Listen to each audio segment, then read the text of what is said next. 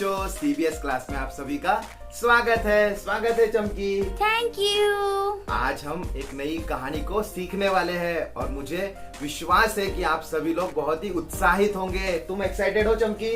हाँ, मैं तो बहुत ही एक्साइटेड हूँ। चमकी तो हमेशा ही एक्साइटेड रहती है, आप भी रहते हैं परमेश्वर के वचन से नई नई कहानियों को सीखने के लिए। आज हम एक ऐसे व्यक्ति के बारे में सीखेंगे जो सबसे बुद्धिमान शिक्षकों में से एक था। उसका नाम निकोदेमुस था और ऐसा कहा जाता है कि वो यरूशलेम के सबसे विद्वान शिक्षकों में से एक था। लेकिन फिर भी वो परमेश्वर के बारे में और अधिक जानना चाहता था। उसके मन में कुछ दुविधाएं थी और उसने प्रभु यीशु मसीह के बारे में भी सुना था, क्योंकि उन दिनों में प्रभु यीशु मसीह वहां पर सेवा कर रहे थे और उसने उन सब बातों को सुना कि कैसे प्रभु यीशु मसीह बड़े बड़े चमत्कार कर रहे हैं, कैसे अंधों की आंखें खोल रहे हैं, लंगड़ों को चला रहे हैं, मरे हुओं को जीवित कर रहे हैं, कोढ़ियों को शुद्ध कर रहे हैं। ऐसे बड़े बड़े चमत्कार प्रभु यीशु मसीह ने किए और उनके बारे में निकोदेमुस ने सुना था, जैसे तुम सुनती हो चमकी। तो फिर उसने क्या किया? उसने इन सब बातों को सुना कि कैसे प्रभु यीशु मसीह लोगों को परमेश्वर के राज्य के बारे में शिक्षा दे रहे हैं, चमत्कार कर रहे हैं, और इन सब बातों के विषय में वो और अधिक जानना चाहता था और अधिक सीखना चाहता था। इसलिए वो प्रभु यीशु से मिलने के बारे में सोच रहा था, ताकि वो इन सब बातों के विषय में प्रभु से बातचीत करे और वो अधिक जानने की इच्छा रख रहा था। तो क्या फिर वो प्रभु यीशु मसीह से मिला? हाँ, एक रात ऐसा हुआ, अंधेरा होने के बाद वो उस घर में गया जहाँ पर प्रभु यीशु मसीह थे और उसने जाकर दरवाजा खटखटाया और उसे अंदर ले जाया गया।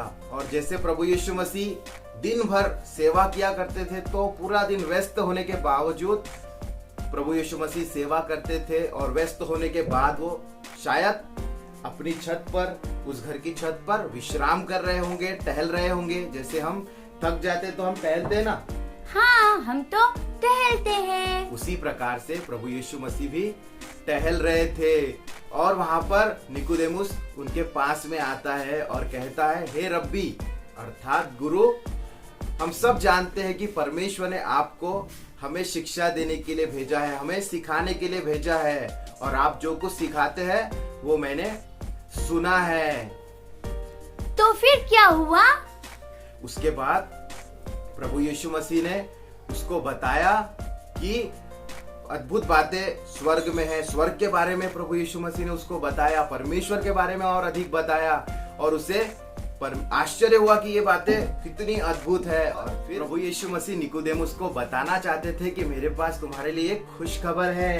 खुश खबर? हाँ, क्योंकि प्रभु यीशु मसीह तो परमेश्वर के पुत्र है, अंतर्यामी है, इसलिए उनको ये पता था कि निकोदेमुस क्या सोच रहा है और उसे वास्तव में किस बात की आवश्यकता है। इसीलिए उन्होंने कहा कि मैं तुम्हें अच्छी खबर बताना चाहता हूँ कि तुम्हारे लिए परमेश्वर के पास एक योजना है और परमेश्वर चाहते हैं कि तुम और हर एक मनुष्य उनके अनंत परिवार का एक हिस्सा बने। क्या तुम बन चुकी हो हिस्सा?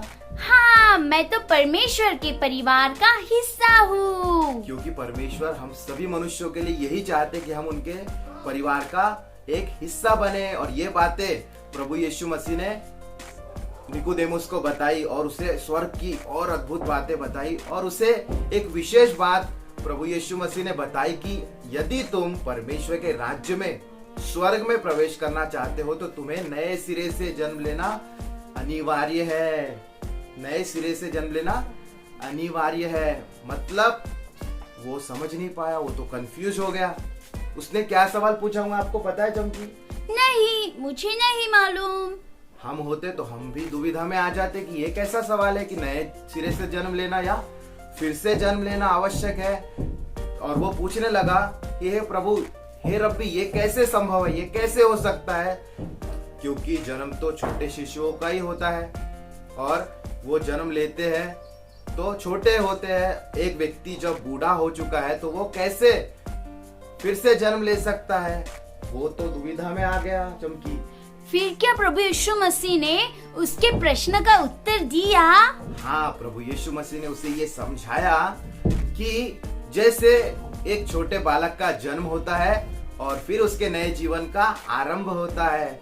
बिल्कुल उसी प्रकार से जब एक व्यक्ति अपने गलत कामों से, अपने पापों से मन फिराता है, पश्चाताप करता है और खेद व्यक्त करता है, तब उस व्यक्ति का नया जीवन आरंभ होता है, नया जीवन शुरू होता है। और जब एक व्यक्ति पश्चाताप करके प्रभु यीशु मसीह के पास आता है, प्रभु यीशु मसीह के समीप आता है, प्रभु यीशु को ग्रहण करता है, तो वो व्यक्ति परमेश्वर के अनंत परिवार का हिस्सा बन जाता है, परमेश्वर की संतान बन जाता है। ओ, फिर तो वे बहुत ही खुश हो गया होगा।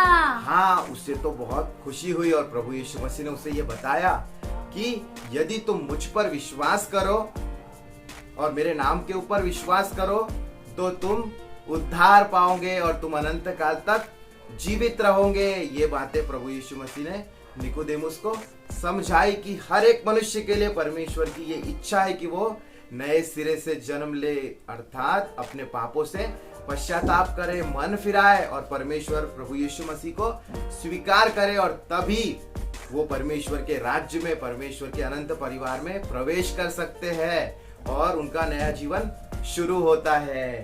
तो क्या फिर निकोदेमस ने ऐसा किया?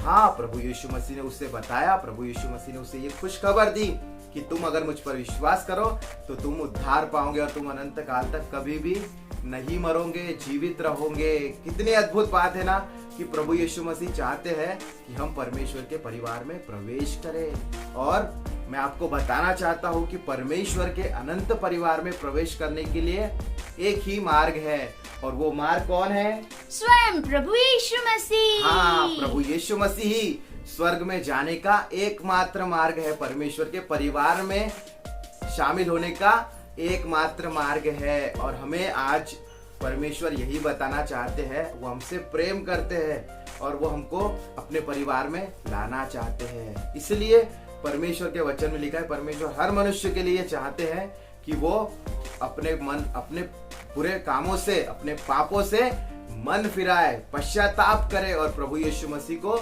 ग्रहण करे। और जब भी कोई व्यक्ति प्रभु यीशु मसीह पर विश्वास करता है, प्रभु यीशु मसीह को अपने हृदय में आमंत्रित करता है, तब प्रभु यीशु उसके हृदय में आते हैं और उस व्यक्ति का उद्धार होता है। वो अनंत काल तक कभी भी नहीं मरेगा, उसका प्रवेश परमेश्वर के अनंत परिवार में होता है और वो परमेश्वर की संतान बन जाता है। वाह, ये तो बहुत ही बड़ी गुड न्यूज है। हाँ, जैसे कि हम सभी लोग परमेश्वर की संतान बन चुके हैं। कैसे?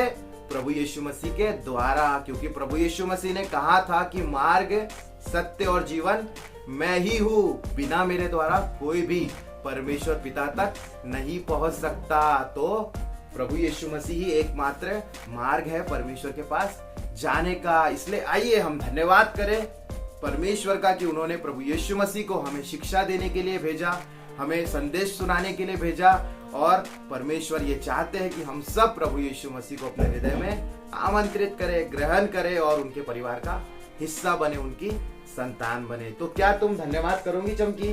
हाँ, मैं तो हृदय से परमेश्वर का धन्यवाद करूंगी। वेरी गुड, आप सभी भी धन्यवाद करने के लिए तैयार होंगे। आइए हम अपनी आंखों को बंद करें और परमेश्वर का धन्यवाद करें। धन्यवाद पिता, हम आपकी स्तुति करते हैं, आपकी जय जयकार करते हैं कि आपने हमें शिक्षा देने के लिए, हमें मार्ग दिखाने के लिए, हमारा उद्धार करने के लिए प्रभु यीशु मसीह को इस पृथ्वी पर भेजा। और आज हम प्रभु यीशु मसीह को अपने हृदय में ग्रहण करते हैं और हम आपके अनंत परिवार में प्रवेश करते हैं, हम आपकी संतान बन जाते हैं। आप हमसे प्रेम रखते हैं प्रभु, धन्यवाद करते हैं कि आपने हमें नए सिरे से जन्म दिया है और अपने परिवार का हिस्सा हमें बनाया है, अपनी संतान हमें बना लिया है। हम आपको धन्यवाद देते हैं, स्तुति करते हैं, सारी महिमा आदर आप ही को देते हैं प्रभु यीशु के नाम में, आमीन आमीन। आशा करता हूँ कि आपको ये कहानी बहुत पसंद आई होगी, जो सत्य घटना है। और आप इस कहानी को सुन चुके हैं, आप दूसरों के साथ भी इस कहानी को शेयर करें और हमारे इस चैनल को भी आप सब्सक्राइब करें, लाइक करें और दूसरों के साथ भी इसको बांटे। परमेश्वर के अनुग्रह से हम फिर से दोबारा एक नई कहानी के साथ मिलेंगे। तब तक के लिए बाय, थैंक यू।